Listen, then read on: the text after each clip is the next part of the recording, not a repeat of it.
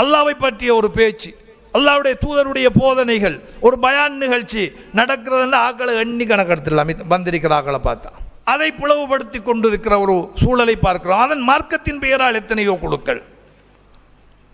அரசியலை எடுத்துக்கொண்டால் அது அப்படி, பொருளாதார நிலைப்பாடுகளை எடுத்துக்கொண்டால் அது அப்படி, சமூக செயற்பாடுகள் என்று போனால் அது அப்படி, கல்வி மேம்பாடு என்று போனால் அது அப்படி. எந்த கோணத்தில் இவர்கள் பிரியாமல் இருக்கிறார்கள் என்ற அளவுக்கு ஒரு வெட்கக்கேடான ஒரு நிலையை நாம் கொண்டிருக்கிறோம் என்றால் நாம் சிந்திக்க கடமைப்பட்டிருக்கிறோம். ومن يضلله فلا هادي له وأشهد أن لا إله إلا الله وحده لا شريك له وأشهد أن محمدا عبده ورسوله يا أيها الناس اتقوا ربكم الذي خلقكم من نفس واحدة وخلق منها زوجها وبث منهما رجالا كثيرا ونساء واتقوا الله الذي تساءلون به والأرحام إن الله كان عليكم رقيبا يا أيها الذين آمنوا اتقوا الله حق تقاته ولا تموتن إلا وأنتم مسلمون يا أيها الذين آمنوا اتقوا الله وقولوا قولا سديدا يصلح لكم أعمالكم ويغفر لكم ذنوبكم ومن يطع الله ورسوله فقد فاز فوزا عظيما فإن أصدق الحديث كتاب الله وخير الهدي هدي محمد صلى الله عليه وسلم وشر الأمور محدثاتها فإن كل محدثة بدعة وكل بدعة ضلالة وكل ضلالة في النار أما بعد.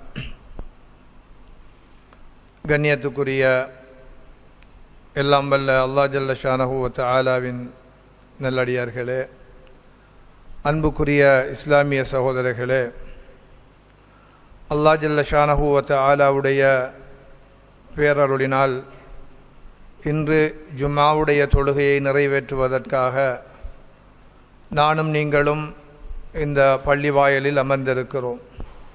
அன்புக்குரியவர்களே, அல்லாஹு ரப்புல் ஆலமீன்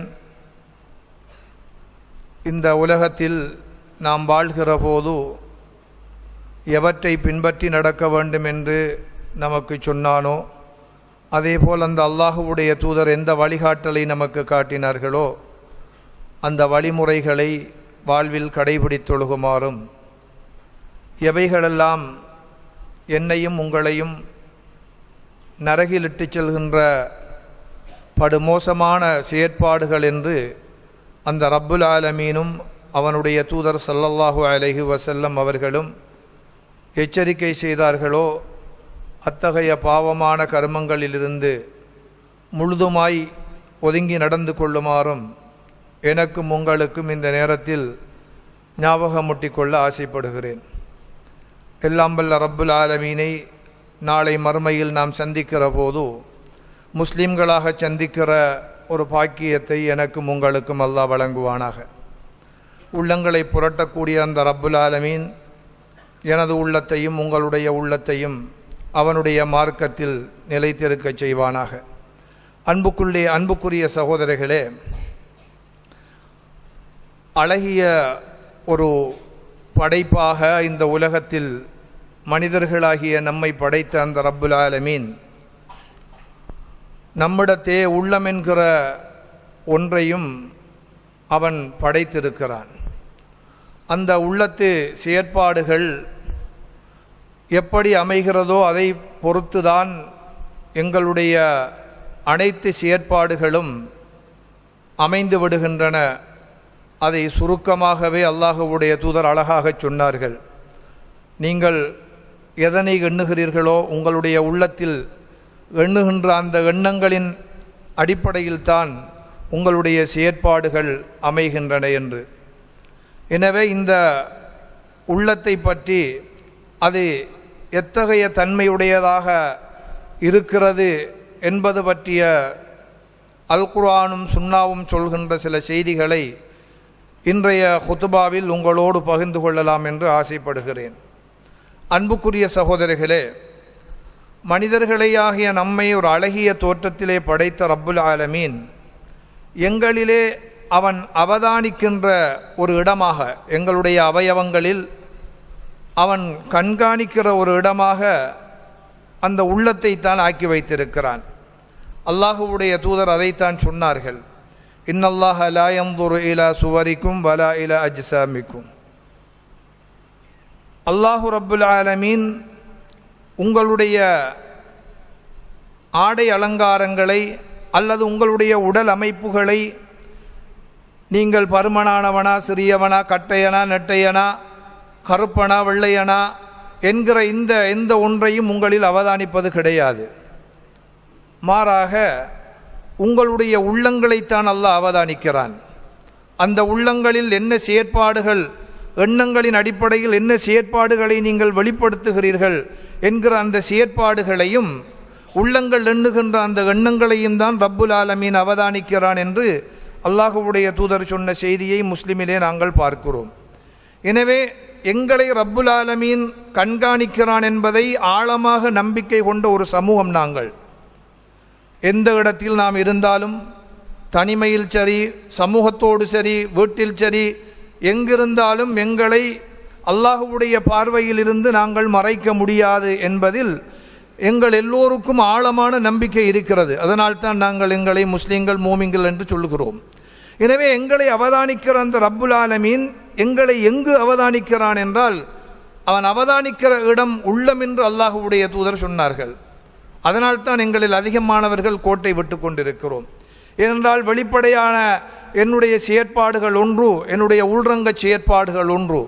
எனவே அல்லாஹு ரப்புல் ஆலமீன் அவதானிப்பது என் உள்ரங்கத்தை, என்னுடைய உள்ளத்தை என்கிற போது அல்லாஹுவிடத்திலே நாம் யாரும் தப்பிக்க முடியாது என்கிற ஒரு ஆழமான உண்மையை இந்த செய்தி நமக்கு சொல்லிக் கொண்டிருக்கிறது. அடுத்ததாக கண்ணியத்துக்குரிய சகோதரர்களே, இந்த உள்ளத்தினுடைய இரண்டாவது அடிப்படை என்ன என்றால், இந்த உள்ளத்தினுடைய சீரான தன்மையில்தான் எங்களுடைய செயற்பாடுகளின் சீரான நிலை தங்கி இருக்கிறது.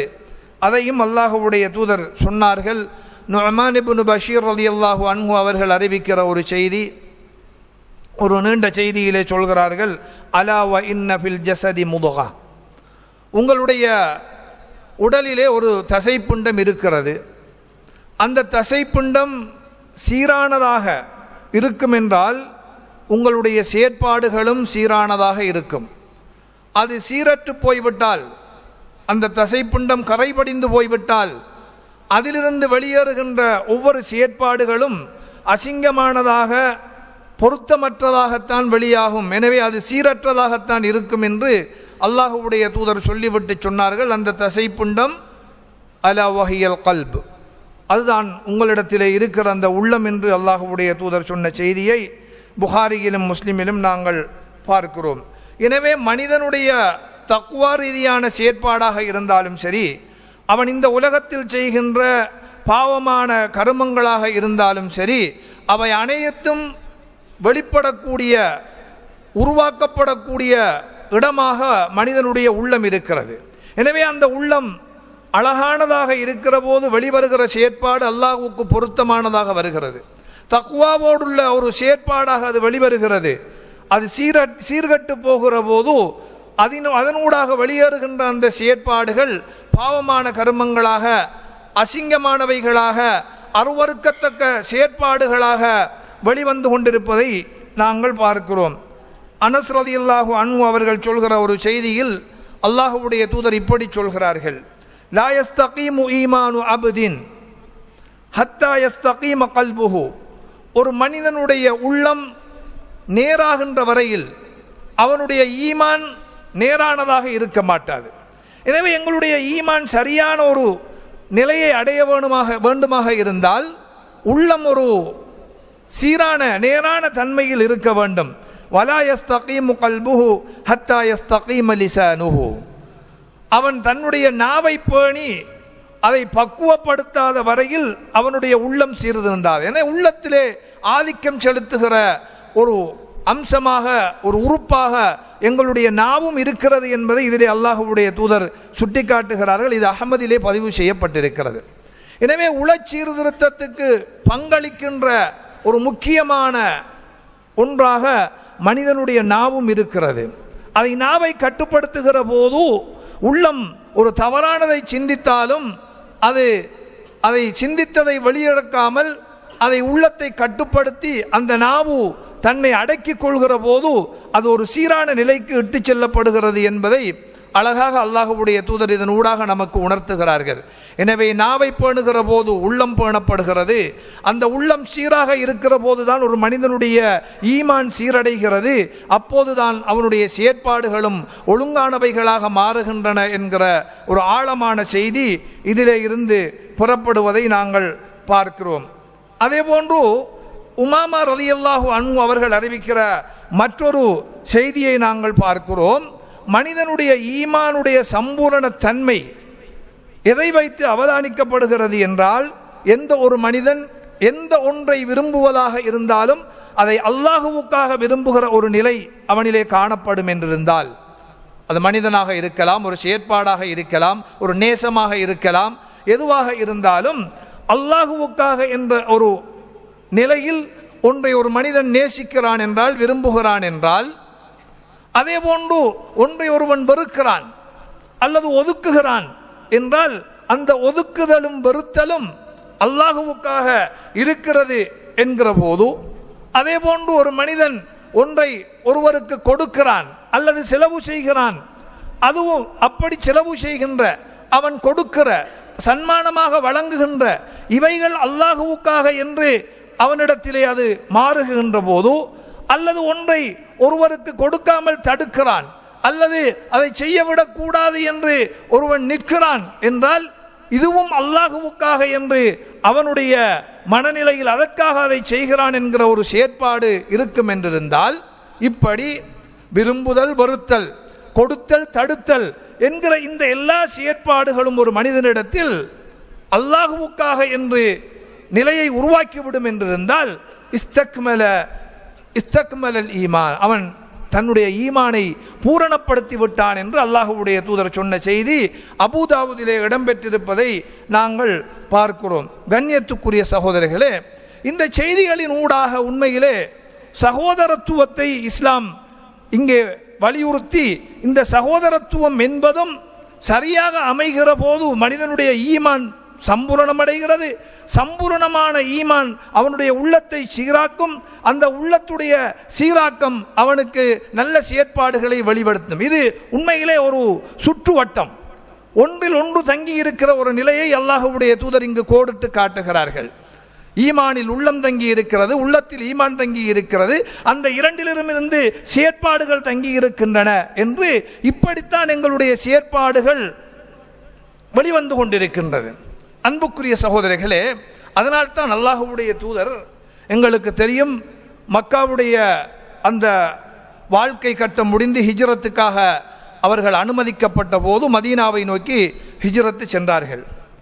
அங்கே ஹிஜ்ரத்தை மேற்கொண்ட அல்லாஹ்வுடைய தூதர் இங்கிருந்து சென்ற முஹாஜிர்கள், அங்கு அவர்களை வரவேற்ற அன்சார்கள் இருவரும் இரண்டு ஊரை சேர்ந்தவர்கள்.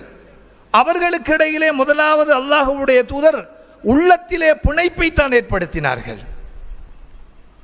அந்த மக்களையும் இந்த மக்களையும் ஒருவரோடு ஒருவர் உளரீதியாகத்தான் ஆஹா என்ற வார்த்தை தான் பாவிக்கப்படுகிறது. சகோதரத்துவம் என்பது வார்த்தையால் வெளிவரக்கூடிய ஒன்றல்ல. அது உண்மையான சகோதரத்துவம் என்பது உள்ள பிணைப்பில் இருந்து வெளிப்படக்கூடியது. அது உள்ளத்திலிருந்து வெளிப்படுகிற போதுதான் அங்கே சரியான ஒரு சகோதரத்துவம் பேணப்படும் என்பதை அல்லாஹ்வுடைய தூதர் அங்கே நிறுவியதை நாங்கள் பார்க்கிறோம். ஒரு அன்சாரி தோழரையும் முஹாஜிர் தோழரையும் சேர்த்துவிட்டு நீங்கள் இருவரும் சகோதரர்கள் என்றார்கள். அது வெறும் வார்த்தைகளால் சொல்லப்பட்டதல்ல. அதனால் தான் அது உள்ளத்திலே ஆழமாக பதிக்கப்பட்டதால் தான் தன்னுடைய சகோதரனுக்கு தன் சொத்திலே பங்கு கொடுக்க வேண்டும் என்ற ஒரு மனநிலை அவர்களிடத்திலே வந்தது. தன்னுடைய சகல நடவடிக்கையிலும் இஸ்லாம் அனுமதித்த வகைகளிலே பங்கு கொடுப்பதற்குரிய ஒரு முன்னிலைக்கு அவர்கள் வந்தார்கள் என்பதை நாங்கள் நிறைய பார்க்கிறோம்.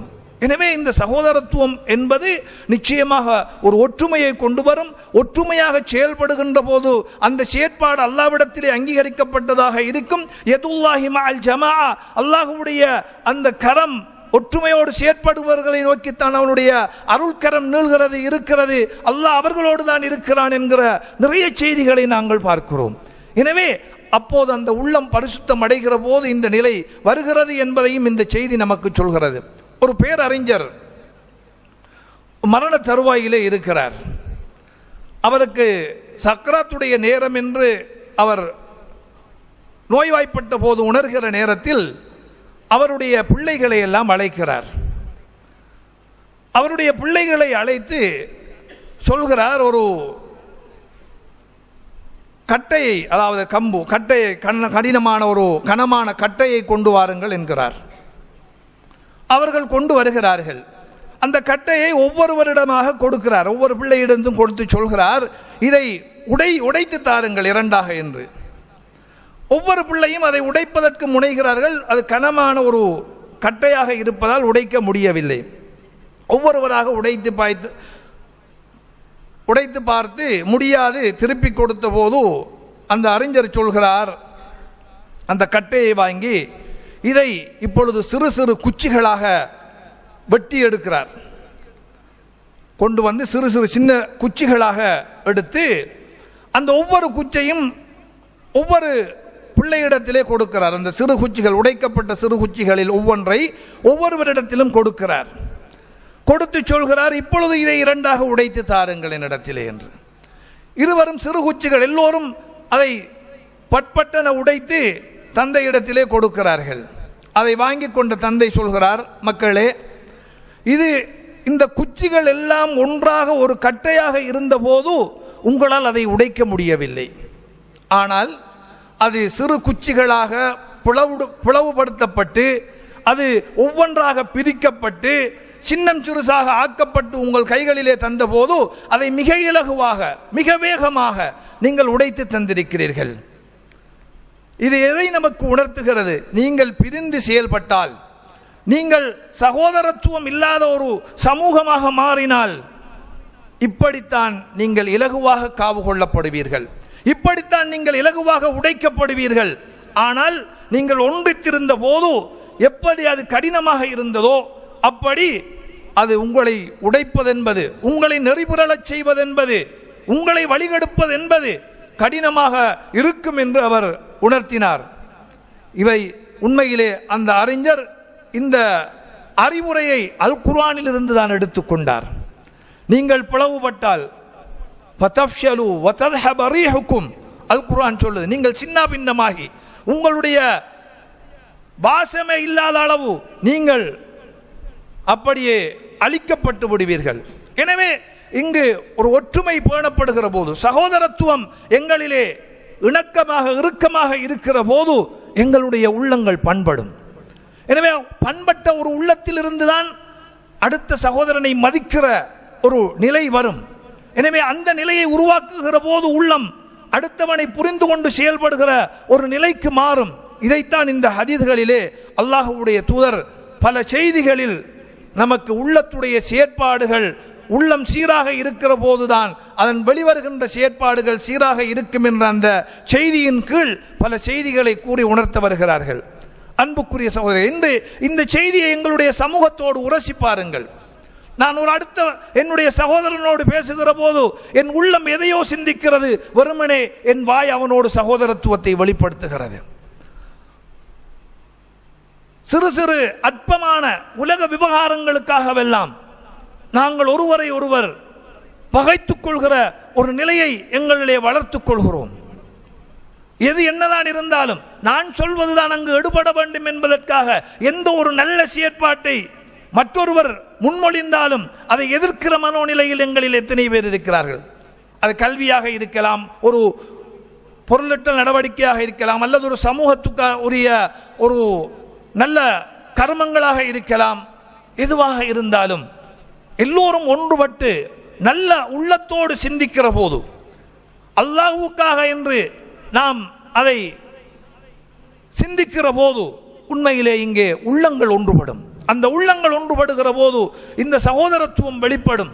இந்த மனநிலையை எங்களிலே நாங்கள் வளர்த்துக் கொள்ள முயல வேண்டும். இன்று முஸ்லிம் சமூகத்திலே இருக்கிற ஒரு பெரும் சாபக்கேடாக இது மாறிக்கொண்டிருக்கிறது. உண்மையிலே இன்று ஒற்றுமை ஈனங்களை, பிளவுகளை, ஏகப்பட்ட வேறுபாடுகளை இன்று முஸ்லிம் சமூகத்துக்குள் தான் நாம் காண்கிறோம். எந்த சமூகம் ஒரு ஒற்றுமையுள்ள சமூகமாக, எந்த ஒரு சமூகம் ஒரு முன்மாதிரியான சமூகமாக அல்லாஹ்வுடைய தூதரால் மதீனாவிலே வைத்து கட்டி எழுப்பப்பட்டு அது உலகத்துக்கு காண்பிக்கப்பட்டதோ, இன்று அதை இழந்த ஒரு சமூகம், அதன் வாரிசுகள் இழந்த நிலையிலே நாம் நின்று கொண்டிருக்கிறோம் என்றால், அன்புக்குரிய சகோதரர்களே, நாளை மறுமையில் நாம் ஒவ்வொருவரும் இதுக்கு பதில் சொல்ல கடமைப்பட்டிருக்கிறோம் என்பதை நாம் யாரும் மறந்துவிடக் கூடாது. நாங்கள் பண்படுத்தப்பட்ட ஒரு சமூகத்தின் வழித்தோன்றல்கள், ஒரு ஒழுங்கமைக்கப்பட்ட கட்டுக்கோப்புள்ள ஒரு சமூகத்தின் வழித்தோன்றல்கள். ஆனால் இன்று அன்று பிளவுபட்டு சின்ன பின்னமாகி கிடந்த சமூகங்கள், அவர்களை வளர்ப்பதில், அவர்களின் எதிரிகளை ஒழிப்பதில் ஒன்றுபட்டிருக்கிற ஒரு மாற்றமான நிலையை பார்க்கிறோம் உலகத்தில். உண்மையிலே இந்த யகூதிய சமூகத்தை எடுத்து பாருங்கள். அல்லாஹ் அல் குர்ஆனில் அதிகமாக பேசுகிற ஒரு இறை தூதர் நபி மூசா அலைஹிஸ்ஸலாம் அவர்கள். அதிகமாக அல் குர்ஆன் பேசுகிற ஒரு நபி தோழர், ஒரு இறை தூதர். இந்த இறை தூதர் மூசா அலைஹிஸ்ஸலாம் அவர்கள் ஒரு கட்டத்தில் பனு இஸ்ரவேலர்களுக்காக அல்லாஹ்விடத்திலே நீரில்லாத ஒரு சந்தர்ப்பத்தில் நீர் வேண்டுகிறார்கள். அல்லாஹ் சொன்ன அந்த கல்லில் வந்து நீங்க உங்களோட தடியால் அடிங்க. அவர்கள் ஒரு 12 ஒரே சமூகத்தை சேர்ந்தவர்கள், 12 குழுக்களாக இருந்தார்கள். 12 நீரூற்றுக்களை அந்த கல்லிலே இருந்து அல்லாஹ் வெளிப்படுத்தினான். அவர்கள் ஒவ்வொருவரும் தங்களுக்குரிய நீரூற்றிலே அப்படி பிரிந்துதான் அந்த 12ஐயும் பாவித்துக் கொண்டிருந்தார்கள். இப்படி இருந்த ஒரு வரலாற்றுக்குரிய ஒரு சமூகம் தான் அந்த யகூதிய சமூகம், ஆரம்பகால சமூகம், அவர்களுடைய ஆரம்பம். ஆனால் இஸ்லாமிய சமூகம், இறுதி தூதர் ஸல்லல்லாஹு அலைஹி வஸல்லம் அவர்கள் உருவாக்கிய இந்த முஸ்லிம்கள், அல்லாஹ்வுடைய தூதர் இருந்தபோது எந்த ஒரு கட்டத்திலும் அவர்கள் பிளவுகளை நோக்கி நகர்வதற்கு அல்லாஹ்வுடைய தூதர் அனுமதிக்கவில்லை. முளையிலேயே கிள்ளி எறிந்தார்கள். அப்படி ஏதாவது எங்காவது ஒரு முளை விட்டாலும் அது முளையிலேயே நோண்டப்பட்டு சகோதரத்துவம் ஊட்டப்பட்டு ஒரு கட்டுக்கோப்புள்ள ஒரு சமூகமாகத்தான் வளர்க்கப்பட்ட வரலாற்றை தான் இந்த இஸ்லாமிய சமூகம் கொண்டிருக்கிறது. அப்படியான ஒரு சமூகம் தான் இன்று சின்னாபின்னமாகி சகல அம்சங்களிலும், மார்க்கத்தை எடுத்துக்கொண்டால் அதை பிளவுபடுத்தி கொண்டிருக்கிற ஒரு சூழலை பார்க்கிறோம். அதன் மார்க்கத்தின் பெயரால் எத்தனையோ குழுக்கள். அரசியலை எடுத்துக்கொண்டால் அது அப்படி, பொருளாதார நிலைப்பாடுகளை எடுத்துக்கொண்டால் அது அப்படி, சமூக செயற்பாடுகள் என்று போனால் அது அப்படி, கல்வி மேம்பாடு என்று போனால் அது அப்படி. எந்த கோணத்தில் இவர்கள் பிரியாமல் இருக்கிறார்கள் என்ற அளவுக்கு ஒரு வெட்கக்கேடான ஒரு நிலையை நாம் கொண்டிருக்கிறோம் என்றால் நாம் சிந்திக்க கடமைப்பட்டிருக்கிறோம். என்றால் இந்த முஸ்லிம் சமூகம் என்பது அது ஒரே ஒரு கடவுள் கொள்கையில் தான் கட்டி எழுப்பப்பட்டது, ஒரே ஒரு வேதத்தில் தான் அது எழுப்பப்பட்டது. அந்த சமூகத்துக்கு இருந்த ஒரு தூதர் தான் இருந்தார். எனவே அப்படி ஒரு ஒற்றுமையான ஒரு நிலையில் தான் நாம் வார்த்தெடுக்கப்பட்டோம். இது இன்று இதனுடைய விளைவு இப்படி மாறி இருப்பதற்கு மிக அடிப்படையான காரணம் இந்த உள்ளங்கள் சீர்கட்டு போனதுதான் என்பதை நாம் ஒவ்வொருவரும் உணர்ந்து செயற்பட வேண்டிய தேவை இருக்கிறது. எனவே உளச்சீர்திருத்தத்துக்கு தேவையான வழிமுறைகளை நாம் கையாள வேண்டும். அல்லாஹ்வுடைய தூதர் சுவர்க்கத்து வாசலை முதலாவது தட்டக்கூடியவர்கள். இந்த பூமியிலே பிறந்த மனிதர்களிலெல்லாம் மிக புனிதமான சிறந்த ஒருவர். அந்த அல்லாஹ்வுடைய தூதரே அதிகமாக பயப்பட்ட ஒன்று இந்த உள்ளம்தான். அல்லாஹ்வுடைய தூதர் அடிக்கடி கேட்பார்கள், அல்லாஹும்ம யா முகல்லிபல் குலூப் சப்பித் கல்பி அலா தீனிக். யா அல்லாஹ், உன்னுடைய மார்க்கத்தில் என் உள்ளத்தை நிலைக்கச் செய். அல்லாஹும்ம ஆதி நுஃபூஸனா தக்வாஹா வ ஸக்கிஹா அன்த கைரு மன் ஸக்காஹா அன்த வலியுஹா வ மௌலாஹா. அல்லாஹ்வுடைய தூதர் சுஜூதிலே மன்றாடிய துஆக்களாக நாங்கள் இவற்றை பார்க்கிறோம். யா அல்லாஹ், என்னுடைய உள்ளத்தை நீ தூய்மை அடைய செய். ஏன்? உள்ளத்தை தூய்மையடைய செய்கிற அதிகாரம், ஆற்றல் அதன் சொந்தக்காரன் நீதான். யாராலும் உள்ளத்தை சீர்படுத்த முடியாது. எந்த வைத்தியராலும் அதை சீர்படுத்த முடியாது. அதற்குரிய வைத்தியன், அதற்குரிய உரிமையாளன், அதை புரட்டக்கூடியவன், நினைத்தபடி மாற்றக்கூடியவன் உன்னுடைய 2 விரல்களுக்கு இடையில் தான் அது இருக்கிறது. யுகல்லிபுஹா கைஃபஷா, அல்லாஹ் நாடிய பிரகாரம் அதை புரட்டுகிறான் என்றெல்லாம் பூரித்தந்ததனால் தான் அல்லாஹ்வுடைய தூதர் சொன்னார்கள், அதன் உரிமையாளன் நீ, எனவே என்னுடைய உள்ளத்தை தூய்மைப்படுத்து என்று அடிக்கடி பிரார்த்தித்தார்கள். என்றால் நான் என்னுடைய நெஞ்சிலும் நீங்கள் ஒவ்வொருவரும் உங்களுடைய நெஞ்சுகளிலும் கைகளை வைத்து கேட்போம், எத்தனை நாள் அல்லது எத்தனை தடவைகள் என் உள்ளத்தை சுத்தப்படுத்துமாறு என்னுடைய ரப்பிடத்திலே நான் மன்றாடி இருக்கிறேன். கொஞ்சம் யோசியுங்கள், கொஞ்சம் உங்களை நீங்களே கேட்டு பாருங்கள். எத்தனை தடவை கேட்டிருக்கிறேன் என்னுடைய உள்ள பரிசுத்தத்துக்காக, என்னுடைய உள்ளத்தின் நோய்களை அகற்றுமாறு. எத்தனை தடவை நான் பிறந்து பல வயதுடையவர்கள் இருக்கிறோம். சிறு வயதிலிருந்து 60 வயதை தாண்டியவர்கள் வரை இருந்து கொண்டிருக்கிறோம். இப்படி பல்வேறுபட்ட வயதுகளை உடைய நாங்கள் எங்களுடைய அந்த கடந்துவிட்ட காலத்தில் எத்தனை தடவைகள் இதற்காக மன்றாடி இருக்கிறோம், ரப்பிடத்திலே கெஞ்சி இருக்கிறோம், தஹஜ்ஜுதிலே நாம் மன்றாடி இருக்கிறோம். கேட்டு பாருங்கள், அது நெஞ்சு உள்ளம் பதில் சொல்லும். கேட்டிருக்கிறேன் என்றால் அத்தகையவர்கள் அதிகரிப்போம்.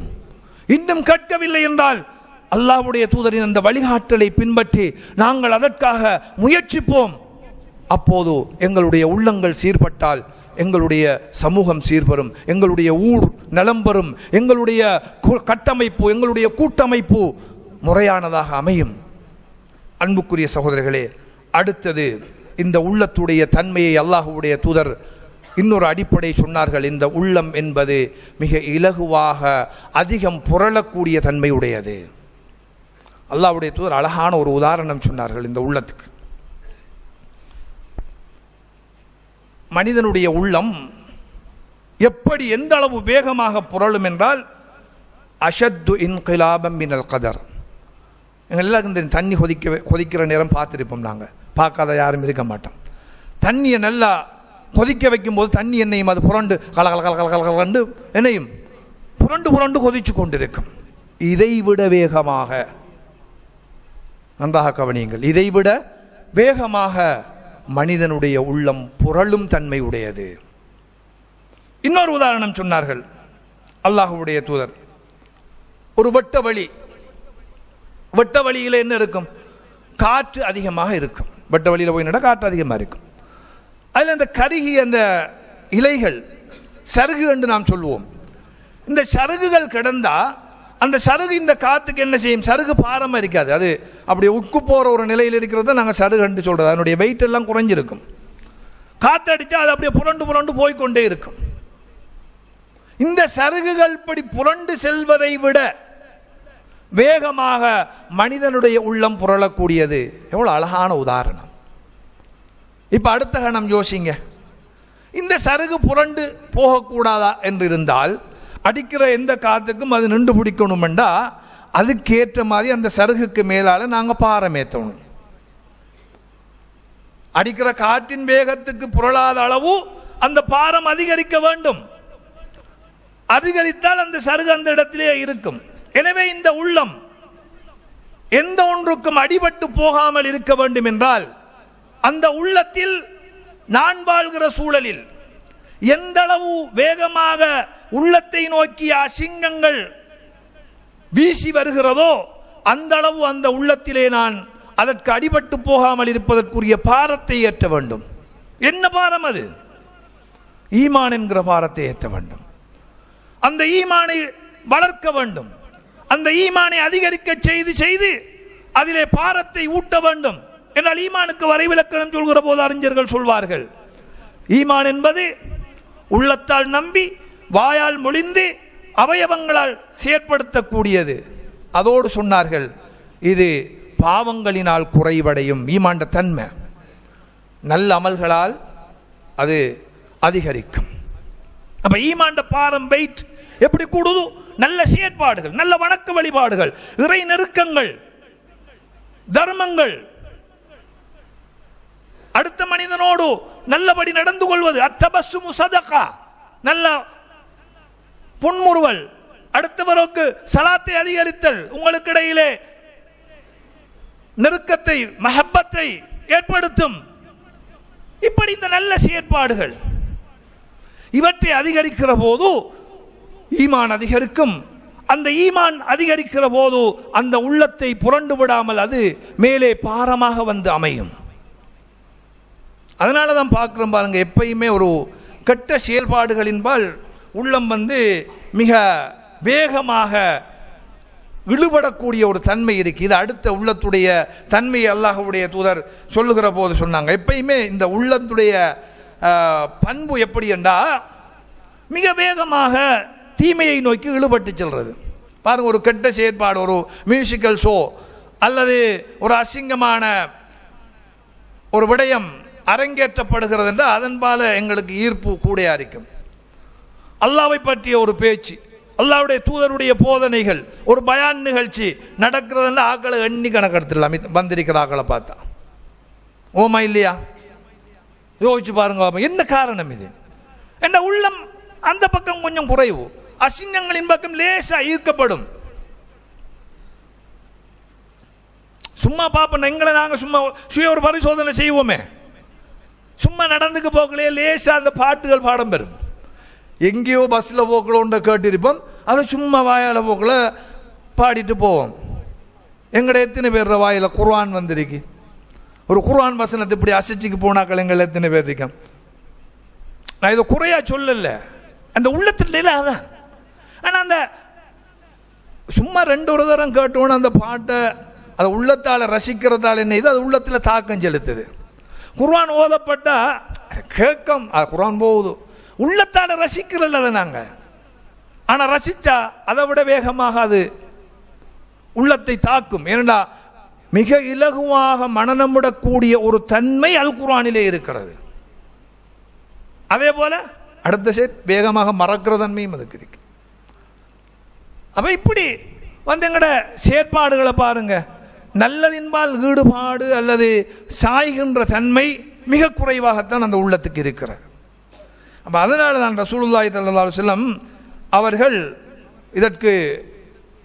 இதை பற்றி சொல்கிற போது சொன்னார்கள், மனிதனுடைய உள்ளம் இப்படியாக இந்த தீமைகளின்பால் ஃபித்னாக்களின்பால் வேகமாக சாயக்கூடிய தன்மை உடையதாக இருக்கிறது. இப்படி இவன் சாய என்ன நடக்குமெண்டா உள்ளத்தில் ஒரு கருப்பு புள்ளி இடப்படும்.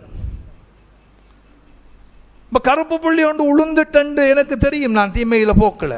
அடுத்த கணம் ஒரு மூமின் என்ன செய்யணும்? அந்த கருப்பு புள்ளியை அகற்றத்துக்குரிய நிலையை சிந்திக்கணும். ஆனால் நாம் அப்படி சிந்திக்கிறல, மேலும் கருப்பு புள்ளிகளை தான் கூட்டி போகிறது. இப்படியோ கருப்பு புள்ளிகள் இடப்பட்டு அந்த உள்ளம் ஒரு கட்டத்தில் கருமை அடையும். கருமை அடைந்தால் அதனுடைய விளைவு என்ன தெரியுமா? நல்லதை தீயதாக அந்த உள்ளம் பார்க்க தோன்றும், தீயதை அந்த உள்ளம் நல்லதாக காணும். இப்னு மஸ்ஊத் ரலியல்லாஹு அன்ஹு அவர்கள் ஒரு செய்தி சொன்னாங்க, தபரானியில் பதிவு செய்யப்பட்டிருக்கிறது. எந்த உள்ளம் மஅரூஃப் நல்ல விடயங்களை அறியாத ஒரு நிலைக்கு சென்று விடுகிறதோ, இது நல்லது என்று தெரிந்து கொள்கிற ஒரு நிலையில் எந்த உள்ளம் இல்லையோ, அல்லது அப்படியான உள்ளம் என்ன செய்யும்? தீமைகளை நல்லதாக கண்டு அதை தீமையாக காணாத நிலை அந்த உள்ளத்திலே இருக்கும். இந்த நிலை எந்த உள்ளத்துக்கு வருகிறதோ அந்த மனிதன் ஹலக், அழிந்து விட்டான் என்று சொன்னார்கள். அதான் இன்று நடந்து கொண்டிருக்கிறது. எனவே இந்த உள்ளத்துடைய தன்மையை புரிந்து கொண்டு அதிலே விழுகின்ற கருப்பு புள்ளி அது விழத்தான் செய்யும். மனிதனுங்கிறவன் 100% என்ன செய்யலாது, அப்படி பியோவா இருக்கேல இருந்த அந்த சமூகத்தை அப்படி அழிச்சும் போடுவான். நல்லா தவறு பிழை இதற்கு மத்தியில் தான் நாங்கள் படைக்கப்பட்டிருக்கோம். மறதி இதற்கு மத்தியில் தான் அப்பப்போ வரும். ஆனால் அதில் அப்படியே போறது தான் இங்கே பிரச்சனை. ஒரு விசுவாசி தவறு செய்வான், ஆனால் செஞ்சா அந்த தவறை மேலும் என்ன வளர்க்க முற்பட மாட்டான். நாங்கள் ஒரு பிழையை செஞ்சு ஓட்டு வந்து அதை பெருமையாக பேசுகிற அளவுக்கு இன்று சமூகம் மாறி போய் கிடக்கு. ஒரு தவறை செஞ்சு போட்டு அதை கெத்தா வந்து பேசுகிறேன், நான் இப்படி செஞ்சேன், உன்னால ஏழுமா என்று சவால் விடுற அளவுக்கு இன்றைக்கு எங்க நிலை மாறி போயிருக்கு. இது ஒரு விசுவாசியுடைய பண்பல்ல, ஷைத்தானுடைய பண்பு.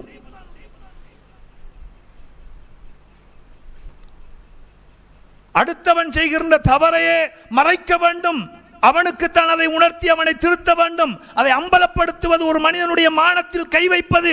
எனவே அடுத்தவன் தவறிலே அதை வெளிக்கொணர்வதில் நீங்கள் ஆர்வமாக இருக்காதீர்கள், அது ஆபத்தானது என்று சொல்லித்தந்த ஒரு மார்க்கத்திலே உள்ள நாங்கள் நாம செய்கிற தவறு என்னது பெருமையாக கதைக்கிறோம். அவ என்னையும் இன்னும் அந்த உள்ளம் கருமை அடைந்து கொண்டுதான் போகும். ஆனால் ஈமானிய உள்ளம் என்ன செய்யும்? அடே செஞ்சிட்டேன் என்று வருத்தப்படும். அதற்காக அல்லாஹ்விடத்திலே பச்சாதாபப்பட்டு அழுது அல்லாஹ்விடத்திலே மன்னிப்பை கோரும். அந்த தவறை யா அல்லாஹ் இனிமேல் செய்கிற ஒரு சந்தர்ப்பத்தை எனக்கு தந்து விடாதே என்று மன்றாடும். அந்த நிலை எங்கிட்ட இல்லை. எனவே உள்ளத்துடைய நிலை இதுதான். நாங்கள் உள்ளத்தை பாதுகாப்பதற்கு முயல வேண்டும். எல்லாம் வல்ல ரப்புல் ஆலமீன் அந்த உள்ளத்து நிலைகளை அறிந்து அதை செம்மைப்படுத்தி சீர்படுத்துகிற ஒரு பக்குவத்தையும் ஒரு நல்ல மனோநிலையையும் எனக்கும் உங்களுக்கும் தந்தருள்வானாக.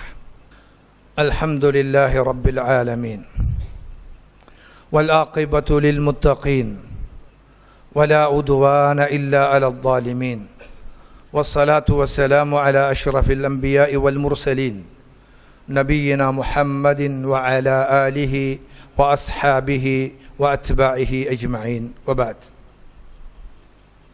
அன்புக்குரிய சகோதரர்களே, இந்த உள்ளத்துடைய தன்மைகள் நிறைய இருக்கிறது. குறிப்பாக மிக முக்கியமான சில தன்மைகளை நாம் இங்கு இன்றைய குத்துபாலியில் ஏழுமானவரை நானும் நீங்களும் பகிர்ந்து கொண்டோம். இந்த நேரச் சுருக்கம் கருதி இன்னும் ஒரு செய்தியை கூறி குத்துபாவை நிறைவு செய்து கொள்ளலாம் என்று நினைக்கின்றேன். நபி ஸல்லல்லாஹு அலைஹி வஸல்லம் அவர்கள்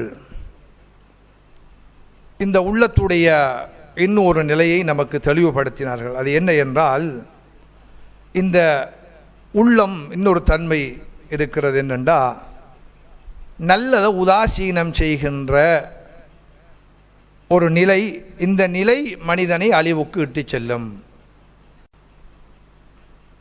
அபூ தர்தா ரலியல்லாஹு அன்ஹு அவர்கள் சொல்கிற ஒரு செய்தி, நபி அவர்கள் சொல்கிறார்கள், அவ்வலு ஷைஇன் யுர்ஃபஉ மின் ஹாதிஹில் உம்ம அல் குஷூ.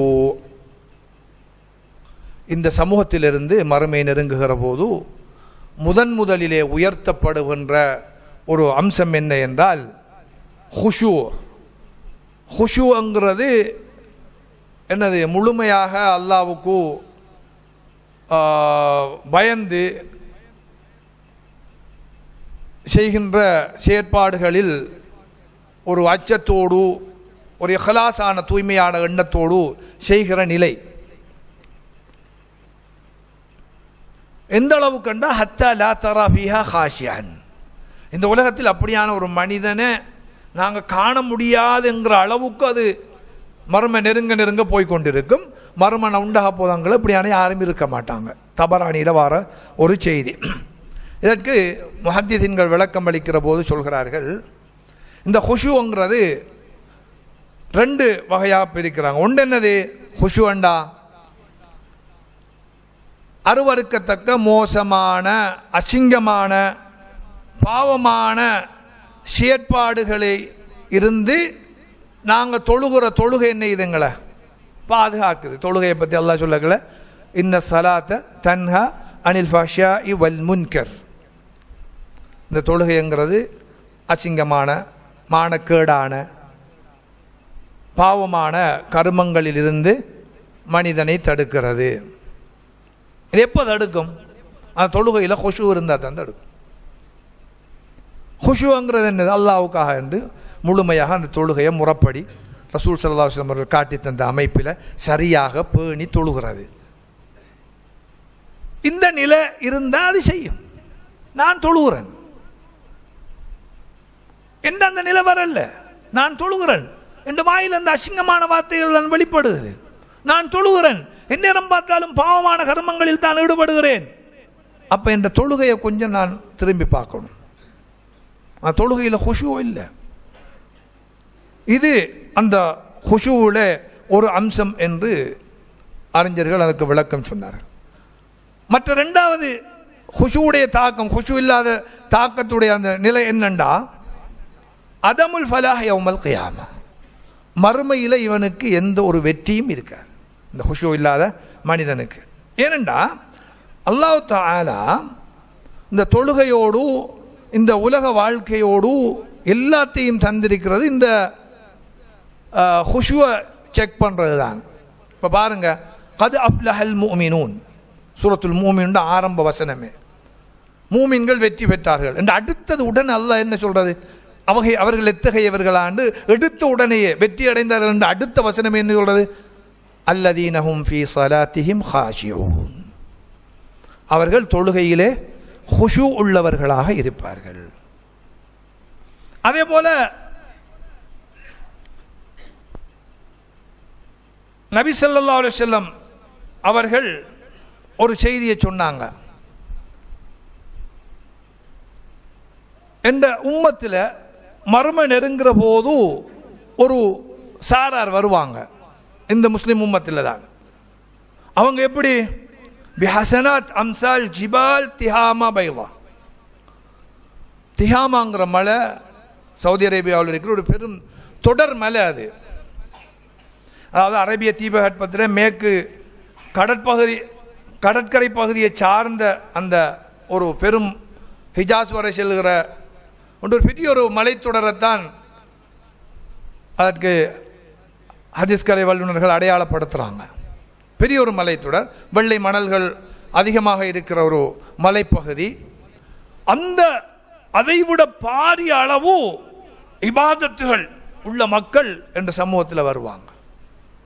நிறைய ஹசனாத் இப்படியானாக்கள் வருவாங்க.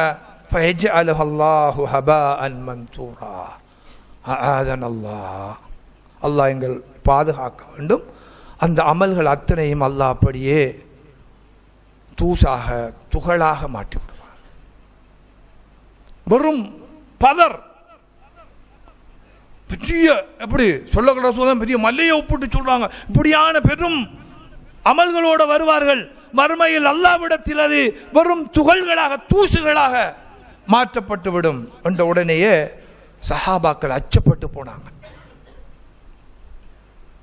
ஏன்னா அவங்களோட உள்ளம் தூய்மையா இருந்துச்சு தானே, சொன்ன பதறி போவாங்க,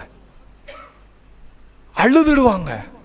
உடனே சௌபான் ரலியல்லாஹு அன்ஹு அவர்கள் கேட்கிறார்கள், யா ரசூலல்லாஹ் சிஃப்ஹும் லனா வஜல்லிஹிம் லனா, அல்லாஹ்வுடைய தூதரே அவர்கள் யார் என்று எங்களுக்கு சொல்லுங்கள், எப்படியான பண்புள்ளவர்கள் என்று சொல்லுங்கள், அவர்களுடைய பண்பை எங்களுக்கு வெளிப்படுத்துங்கள். எதற்காக? அல்லா நகூன ஃபீஹிம் வனஹ்னு லா நஅலம், அறியாமலே அந்த பண்புள்ளவர்களாக நாங்களும் இருந்துவிடக் கூடாது, எங்களை பாதுகாக்க வேண்டும் என்பதற்காக அல்லாஹ்வுடைய தூதரே அவர்களை அடையாளப்படுத்துங்கள். ஆர்வத்தோடு கேட்டார்கள். அல்லாஹ்வுடைய தூதர் சொன்னார்கள், அமா இன்னஹும் இஹ்வானுக்கும்,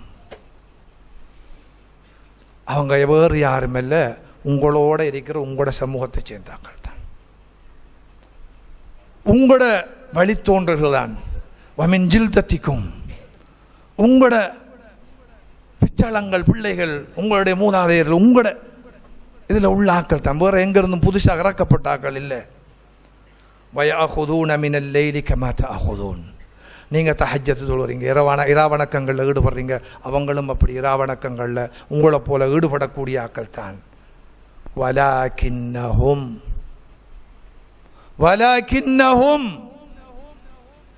என்றாலும் அவங்ககிட்ட இருந்த ஒரு மோசமான பண்பு என்ன?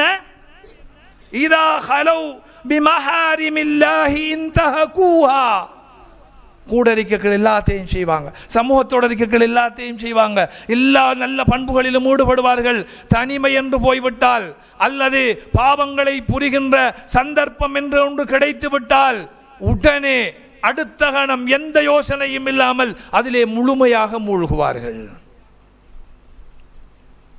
இதை கொஞ்சம் யோசிச்சு பாருங்க பாப்போம். ஒத்தரும் இல்லையா? பாப்பா இல்லை, உம்மா இல்லை, என்ட படித்து தந்த சார் இல்லை, எந்த கூட்டாளிமார் இல்லை, தனிமையில் எதை செஞ்சாலும் கேட்க ஆள் இல்லை. இல்லைதான். அல்லது ஒரு சந்தர்ப்பம் வருது, இன்றைக்கு செய்யாத எப்போ செய்கிற, இது எல்லாரும் சேர்ந்தா செய்கிறதான். கூட்டாளிமார் ஒன்று சேர்ந்துட்டா, சூழ்நிலை வாக்கியது விட்டானே.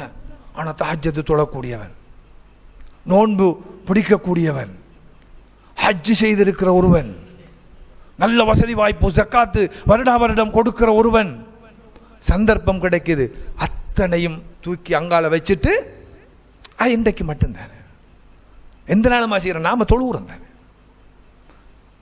நாம ஜக்காத்து கொடுக்க தானே.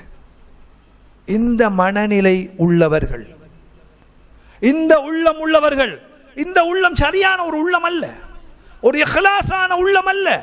அதனால் தான் அது லேசா எழிஞ்சது, அந்த செஞ்ச அவ்வளவு நல்ல அமல்களையும் தூசா மதிச்சிடுது. அல்லாஹ் தூசாக்குறதுக்கு முதல் இப்படி செய்கிறவன் உண்மையை அவன் அமலை தூசா மதிக்கான இல்லையா? நான் தஹஜ்ஜத் தொழுது அல்லாஹ்ட்ட கேட்டனே, அது என்ன, இப்ப நான் என்ன செய்ய போற வேலை என்ன? நான் ஹஜ் செய்திருக்கிறேனே, அங்க போய் அல்லாஹ்ட்ட மன்றாடின மன்றாட்டம் என்ன, இப்ப நான் என்ன செய்ய போறது என்ன?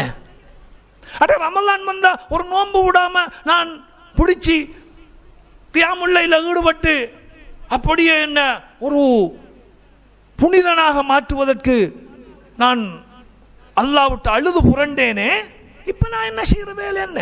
அது அப்ப இது இப்ப அப்ப நானே என்ன செய்யறேன், ஒரு தூசா மதிக்க. அப்ப அந்த ரப்புல் ஆலமீன் என்ன செய்வான்? எனக்கே கணக்கு இல்லைங்கும் போது அந்த ரப்புல் ஆலமீன் எதற்காக என் மீது இறக்கப்பட வேண்டும்? இன்னல்லாஹ லா யுகையிரு மா பிகௌமின் ஹத்தா யுகையிரு மா பிஅன்ஃபுஸிஹிம். நன்றாக தெரிந்து கொள்ள வேண்டும் நானும் நீங்களும். எங்களை நாங்கள், ஒரு சமூகம் தன்னை மாற்றிக்கொள்ளாத வரையில், எங்களை நாங்கள் மாற்றிக்கொள்ளாத வரையில் அல்லாஹ் ரப்புல் ஆலமீன் ஒருபோதும் எங்களை மாற்ற மாட்டான். இது அல்லாஹ் அவனுக்கு விதித்துக் கொண்ட நியதி. இந்த நியதியை ரப்புல் ஆலமீன் மாற்ற மாட்டான். அவன் வாக்களித்தால் மாறக்கூடியவன் அல்ல, சொன்னதை செய்யக்கூடியவன். அதிலே அவன் கடுகளவும் பிசகாது நீதம் செலுத்தக்கூடியவன் என்பதை நாம் அந்த ரப்பை பற்றி நம்பிக்கை கொண்டிருக்கிறோம். எனவே எங்களை நாங்கள் மாற்ற முயல வேண்டும், எங்களை சீர்திருத்த முயல வேண்டும். எனவே நாங்கள் உதாசீனம் செய்தால் அந்த ரப்புல் ஆலமீனும் எங்களை உதாசீனம் செய்து விடுவான். ஆனால் நாங்கள் நெருங்கின அந்த ரப்பு எந்த அளவு இரக்கம் உள்ளவன் தெரியுமா? எப்படி கண்டிப்பானவனோ அந்த கண்டிப்பை விட பல மடங்கு இரக்கமுள்ள ரஹ்மானவன். நீ ஒரு முழம் என்னை ஓடி வந்தால், ஒரு சான் ஓடி வந்தால் உன்னை நோக்கி நான் ஒரு முழம் நெருங்கி வருகிறேன். நாம கொஞ்சம் போனா அதை 10 மடங்காக்கி பல 100 மடங்காக்கி அல்லாஹ் நெருங்கி வாரான். அப்படி இரக்கமுள்ள ஒரு ரப்பா பெற்றுக்கொண்ட நாங்கள் எவ்வளவு நன்றி உள்ள மக்களை நடக்கணும். நாங்க கேட்காமலேயே நிஅமத்துகளை அந்த ரப்பு நமக்கு வாரி சொரிந்திருக்கிறான். வாதாக்கும் மின் குல்லி மா சஅல்துமு, நீங்க கேட்ட முழுதையும் தந்திருக்கிறான். வ இன் தஅது நிஅமத்தல்லாஹ் லா துஹ்ஸூஹா, நீங்க அல்லாஹ்வுடைய இந்த அருளை எண்ணி கணக்கு பாருங்க பாப்போம். உங்களால் முடியாது. உங்களுக்குள்ள மனிதன் தனக்குள்ள இருக்கிற அந்த அருளை கணக்கு போட்டாலே என்ன, அவன் ஆயுள் பூரா போட்டாலும் முடிக்க இயலாது. ஆனா என்ன, இன்னல் இன்சான லஸலூமுன் கஃபார், மனுஷன் எப்படி இருக்கான்? நன்றி கட்டவனாக, அநியாயக்காரனாக அவ்வளவையும் அனுபவித்துக் கொண்டு, அல்லாஹ்வுடைய அருள்களை முழுமையாக அவன் அனுபவித்துக் கொண்டு முழுக்க முழுக்க அந்த ரப்புக்கு துரோகம் செய்கிறவனாக தான் இருக்கான் என்று அல்லாஹ் சொல்றான். எனவே அன்புக்குரிய சகோதரர்களே, இவற்றை எங்களுடைய உள்ளங்களிலே ஆழமாக பதித்து, என்னை நானும் உங்களை நீங்களும், என்னுடைய உள்ளத்தை நானும் உங்களுடைய உள்ளங்களை நீங்களும் மார்க்கத்திலே தரிபடக்கூடிய பரிசுத்தமான உள்ளமாக மாற்றுவதற்கு முயல்வோம், அதற்காக முயற்சிப்போம், அல்லாஹ்விடத்திலே அதற்காக மன்றாடுவோம். எல்லாம் வல்ல ரப்புல் ஆலமீன் அதற்கு நம் அனைவருக்கும் அருள் புரிவானாக. ரப்பனா ஸலம்னா அன்ஃபுஸனா وإن لم تغفر لنا وترحمنا لنكونن من الخاسرين ربنا آتنا في الدنيا حسنة وفي الآخرة حسنة وقنا عذاب النار. عباد الله، إن الله يأمركم بالعدل والإحسان وإيتاء ذي القربى وينهاكم عن الفحشاء والمنكر والبغي يعظكم لعلكم تذكرون اذكروا الله العظيم الجليل الجبار يذكركم واشكروه على نعمه يزدكم ويهدكم ولذكر الله تعالى أكبر والله يعلم ما تصنعون.